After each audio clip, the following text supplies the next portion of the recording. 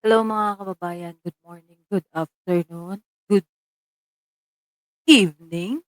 Ayan, dito tayo napanood ko lang 'to 'no, yung, naging observation ni tawag dito, ni Attorney Jing Paras doon nga sa mga series o vlog ni Yusek Claire Castro na puwede pala siyang makasuhan sa civil service dahil,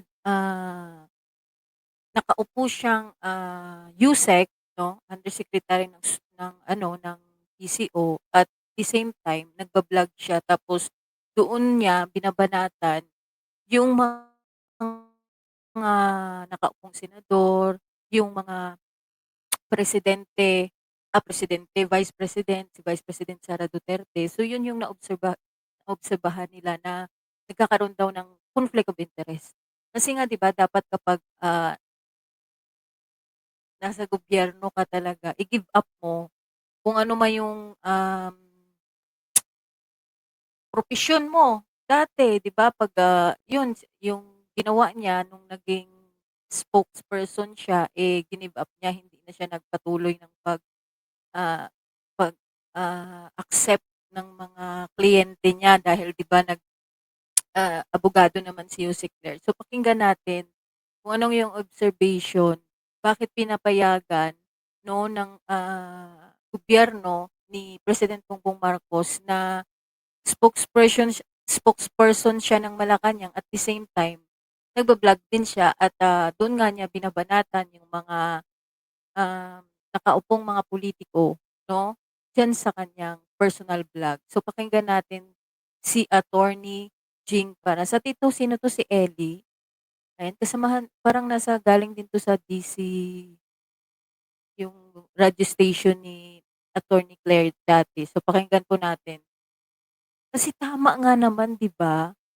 So, nagbigay siya ng example na dati daw si Muka Oson 'no, give up niya yung pagba-vlog niya at doon siya nag-concentrate sa trabaho niya nung in-appoint siya ni former President Duterte. So, pasok. Pahiram po, Attorney Jing.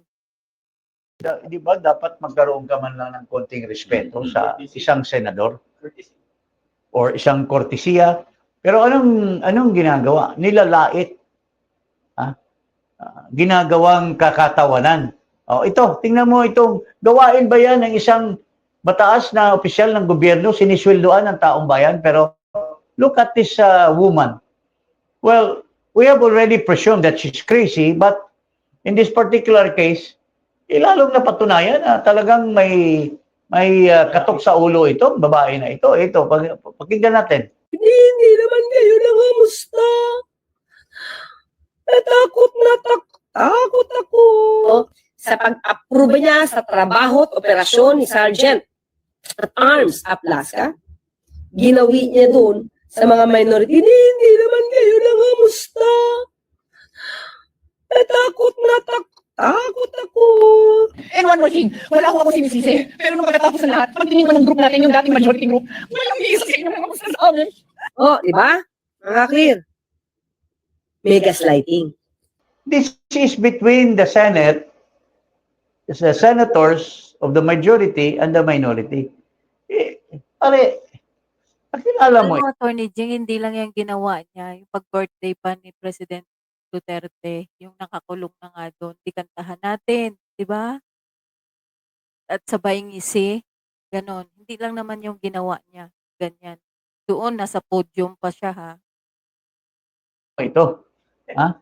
Uh, diba, it's practically insane for her to be interfering, which is naka-interfere siya, nakikialam siya sa ano, ikaw, ano masasabi diyan na paring Eli?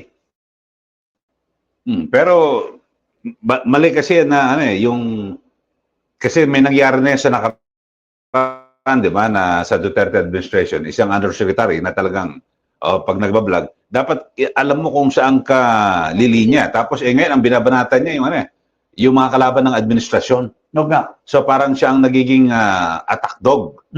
Oh, di ba, ganon. Ako Yun yung talagang parang trabaho niya. Kasi una kong narinig yan 'di ba, si Sir Vlog na yun daw yung at saka mapapansin niyo naman mga kababayan, lahat ng mga kritiko ng administrasyon ni Bongbong Marcos, talagang binabanatan niya sa vlog niya. 'Di ba? Kahapon lang o nung isang araw na mainstream media yung sinabi niya na first class talengkera daw, 'di ba? Si Senator Pia Cayetano, 'di ba? Tapos sasabihin niya meron siya diyang disclaimer na yung ano na hindi daw yan connected sa kanyang trabaho bilang spokesperson. Eh, mag nakakapagtaka bakit ganun ba yun? Tatanggalin niya yung pagka undersecretary niya ng PCO tapos magba-vlog siya? Puwede bang mangyari yun?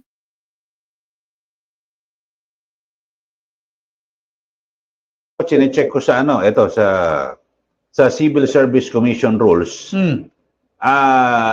Generally allowed naman na mag-vlog. Pero may mga important limitations under Civil Service Commission. Oh. Ito, number 1. May mga limitasyon. Puwedeng mag-vlog, pero dapat 'di ba sabi ni Senator Chis Escudero, dapat hindi niyo rin i-open yung monetization niyo. Bawal na bawal din sa kanila yon yung mga nagtatrabaho sa gobyerno. So, number 1 yung mga limitation. Sir, Ellie, No conflict of interest. Oh. kitang-kita na may conflict of interest. Bakit? Ibinabanatan niya lahat ng mga kritiko ng Pangulo, eh. Pansin niyo? Halos, araw-araw. They cannot use their public office for personal gain, influence, government transactions, or favor sponsors business connected to their position. So, yun. Ito, conflict of interest. Kasi bilang isang government official tapos nagbablog siya, siyempre, ginagamit niya yung kanyang ron, di ba? Ewan ko lang kung totoo, may mga troll siya. So, Pero sinasabi niya nga may disclaimer, pero hindi naman maiaalis yun. Yung mga ibang mainstream media, kinukuha yung kanyang mga pinagsasabi niya sa vlog niya at sinasabing undersecretary siya, USEC siya ng PCO. 'Di ba? Hindi niya nga matanggal-tanggal yung kanyang posisyon, no, kahit na andiyan siya sa personal vlog niya. Yun yung katotohanan doon. dumadami ang views At kumikita siya ron, di ba? malay natin, inaabutan din siya. Di umano. Inaabutan din yan. Ito, marami pa. Sideline niya. Oh, Ito, sige. sa bagay, number 2, no use of government resources. Tapos, basta affect office performance. Ito, number 4, political neutrality. Ayun. And Ayun yung pinaka. Kasi napapansin mo or mapapansin nyo talaga yung pagbabanat niya sa mga kritiko ng Pangulo. Yun talaga pasok na pasok. ethics. Career service servants are restricted from partisan political activities. Content that compromises the dignity of public office may also create administrative liability. Madalas kasi kayo ba? Uy, madalas-las. Wala dito. Pero mayroong isang vlogger na maraming followers, 5 million yan. pero ginamit din niya yung kanyang posisyon. Mayroon siyang posisyon, mataas na posisyon, at kasing taas nitong posisyon nitong Undersecretary. Castro na ito. Undersecretary level. Pero out of delicadeza, out of yung kahihiyan sa maging conflict of interest na magagawa niya, ay siya huminto. Ito po, ito ang tungkol kay Mocha Uson. Ito, pakinggan natin. Basahin natin, ha? Ito.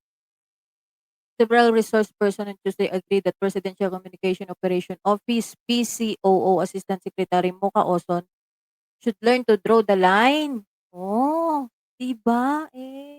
Wala niyan si Yusek Claire. On maintaining a personal blog, noting that it was difficult to separate her views as public official and as private citizen. This was raised during the second Senate hearing on fake news, noting that Oson should decide whether to keep her government position and stop maintaining her blog or resign to be able to express her personal thoughts. Mamili lang ng isa, maging government official o maging vlogger. O dalawa naman yan si Yusek Claire, maging attorney. Balik siya sa kanyang passion. Diba? Ito, several resource person on Tuesday agreed that Presidential Communications Operations Office Assistant Secretary Mocha Uson should learn to draw the line on maintaining personal blog, noting that it was difficult to separate her views as a public official and as a private citizen. So, nangyari yan na Segjing na nagkaroon ng ng hearing.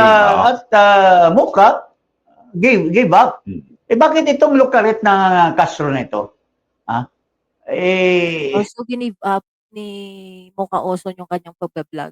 Same din sa kay parang si Attorney Trixie, nung naging press secretary siya, parang give up din ata niya. Hindi ko alam ha. Parang give up niya din yung pagbablog niya.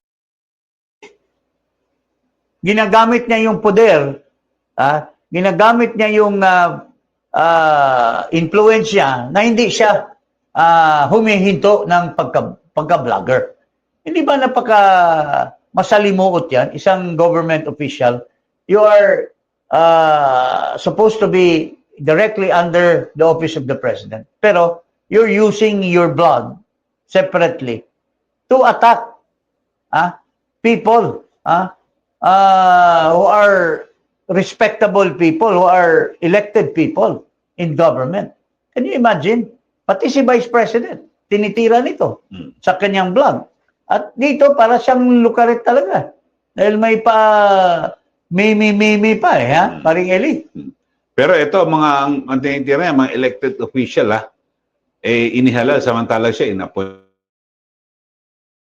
lang, di ba? Na-point lang at saka he's being May mga mandato paid yun. by taxpayers' money na yung tinitira niya ay contributor sa taxes na binabayad sa kanya. Di ba siya nahihiya dyan, Paring Eli? So dito, pwede siguro, pag ganyan, pwedeng kasuhan ba yan sa civil service? Yes, dapat talaga may magkakaso na nito. Although nakasuhan na ito nung isang kongresista for libel, I think there should be an administrative case that should be filed against this woman. Siguro mamili na kung gusto mo maging vlogger o government official. You have to choose.